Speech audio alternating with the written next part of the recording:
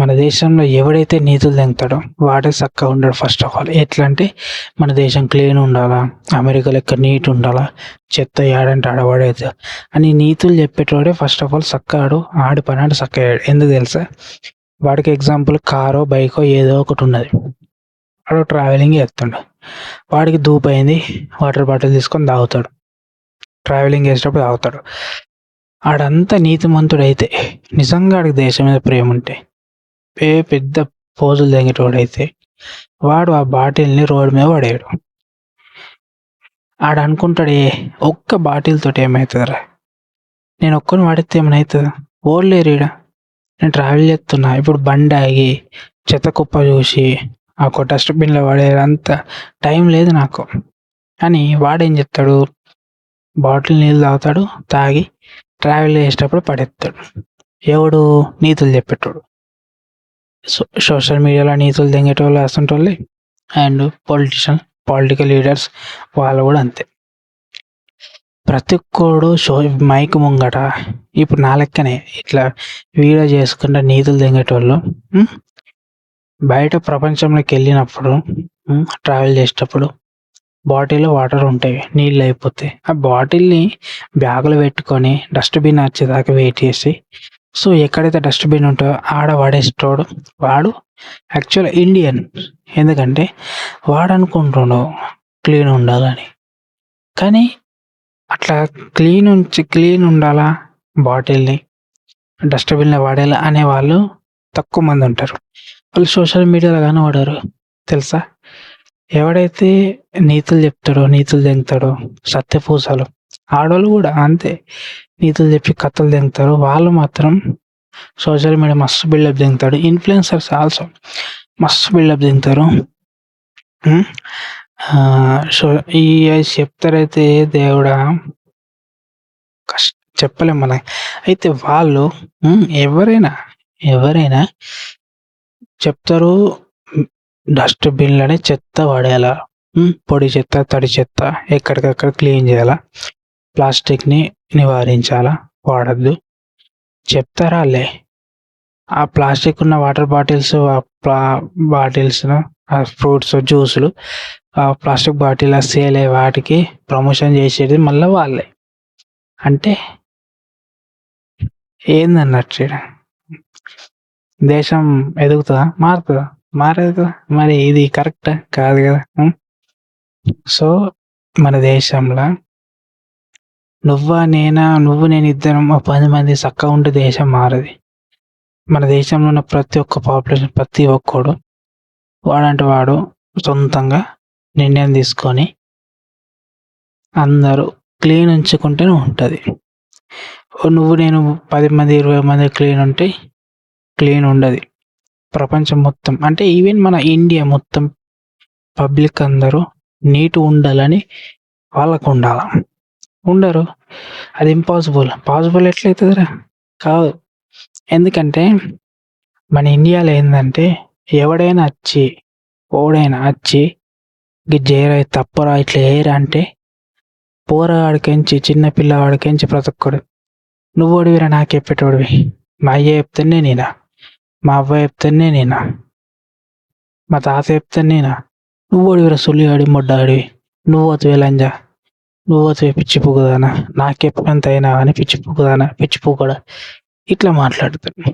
So ఇట్లా మాట్లాడినాక ఎవడన్నా ఇంకోటి మాట చెప్పింది వింటాడా? విన్నాడు. అందుకే మన దేశం అనేది నువ్వు అంటే మన దేశం అనేది అందుకే గ్రో కాదు, క్లీన్ ఇండియా కాదు.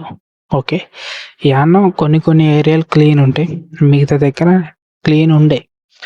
దీని గురించి మాట్లాడితే వీడియో ముందుకు పోదు. ఎందుకు పోదంటే నేను మాటలు సూది లెక్క ఓడుతాయి కదా, అట్లా అర్థమవుతుందా? అది ఇప్పుడు నేను మంచిగా మన దేశపు వాళ్ళంతా మంచోళ్ళు ఎక్కడ లేరు. ప్రతి ఒక్క ఇన్ఫ్లుయెన్సర్, ప్రతి ఒక్క పొలిటీషియన్, ప్రతి ఒక్క పబ్లిక్ వాళ్ళు మన దేశంని నీట్గా ఉంచుతారు. ప్లాస్టిక్ బాటిల్ అస్సలు ఇట్లా వాడేయరు. అండ్ పాన్ పరాగ్ కానీ, సాగర్ కానీ, బుక్కి, విమల్ కానీ బుక్కి, దాని తర్వాత పాన్ పరాగ్, ఈ అన్నీ నోట్లే నమిలి ఏడంటాడు ఉమరు రైల్వే స్టేషన్లో, ట్రైన్స్లల్లో, అండ్ బస్సులో ట్రావెల్ చేసేటప్పుడు ఎక్కడంటే అక్కడ ఉమరు. ఎందుకంటే మన దేశపులు అంత మంచి వాళ్ళు తెలుసా. హాస్పిటల్స్ కూడా క్లీన్ ఉంటాయి. ఈవెన్ మన గవర్నమెంట్ హాస్పిటల్స్ కూడా స్టాఫ్ చాలా బాగుంటారు. ఎంత మంచిగా చూసుకుంటారంటే అంత మంచిగా చూసుకుంటారు. దాంతోపాటు ఏకదమ్ క్లీన్ ఉంటాయి, అన్ని వసతులు ఉంటాయి. దాంతోపాటు రోడ్స్ అయితే అమేజింగ్. ఎట్లా అంటే మనం డ్రైవింగ్ చేయాల్సిన అవసరం లేదు. జస్ట్ రోడ్ మీదకి వెళ్ళిపోగానే అనామత్ రోడ్ అనేది అంత నీట్గా ఉండడంతో కారే బైక్ అనామత్ దానంటే అదే వెళ్ళిపోవడం జరుగుతుంది. అండ్ రోడ్ మీద నీకు ఎక్కడ చెత్త కనబడదు మన ఇండియాలో తెలుసా. అంత నీట్గా ఉంటుంది తెలుసా. అసంటి ఇట్లా చెప్పినాం అనుకో ఈ వీడు గ్రేట్. ఎందుకంటే జరిగే తప్పు నువ్వు చెప్పినావు అనుకో, చూపెట్టినావు అనుకో, నువ్వు ఇండియన్ కాదు, నువ్వు దేశద్రోహి బే. దాంతోపాటు నువ్వు మంచివాడి కాదు. ఎందుకంటే నువ్వు తప్పులు చూపెడుతున్నావు కదా. అదే ఇది తప్పులు చూపెట్టకు, మంచి చూపెట్టు. అంటే మంచి ఆడు ఉన్నది లేని పుట్టించి లేని క్రియేట్ చేసి చెప్పు. అట్లా అర్థమవుతుందా. అది ఇదే ఎవడైతే తప్పు, ఇది తప్పురా, ఇది ఇట్లా వేద్దురా అట్లా వేద్దురా అని చెప్తే ఎవడు చెప్పింది ఎవడు వినాడు. ఎందుకు వినాడండి? ప్రతి ఒక్కడికి ఈగో. చిన్న పోరాడు కాడికి ముసలోడు దాకా ప్రతి ఒక్కడికి ఈగో. ప్రతి ఒక్కడు నా ఖాందాన్ని నువ్వేంద్ర ఏలెత్తి చూపెట్టేది, మా కుల పొలనేంద్ర నువ్వు ఏలెత్తి చూపెట్టేది అని లొల్లిలు ఇవే జరుగుతాయి. ఇవి జరగడం వల్ల మన దేశం గ్రో కాదు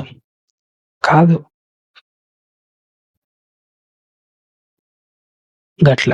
సో ఎవడైతే నీతులు తెంగుతాడో, ఎవడైతే సత్యపూస లేక మస్తు చెప్తాడో వాడు ఫస్ట్ ఆఫ్ ఆల్ కరెక్ట్ ఉన్నాడు.